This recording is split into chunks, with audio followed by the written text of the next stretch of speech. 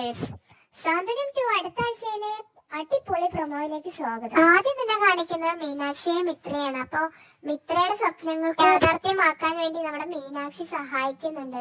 അപ്പൊ മിത്രയ്ക്ക് ജോലിയും കാര്യങ്ങളൊക്കെ റെഡിയാക്കി കൊടുക്കുന്നുണ്ട് നമ്മുടെ മീനാക്ഷി.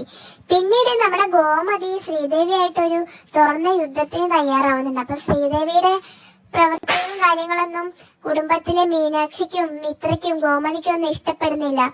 ഇപ്പൊ പ്രധാനമായിട്ട് പറയുകയാണെങ്കിൽ ശ്രീദേവി എല്ലാവർക്കും ഫുഡ് കൊണ്ട് കൊടുക്കുന്നൊന്നും ഗോമതിക്ക് ഇഷ്ടപ്പെടുന്നില്ല. അപ്പൊ ഗോമതി അത് പരസ്യമായിട്ട് തന്നെ എതിർക്കുന്നതാണ് കാണിക്കുന്നത്.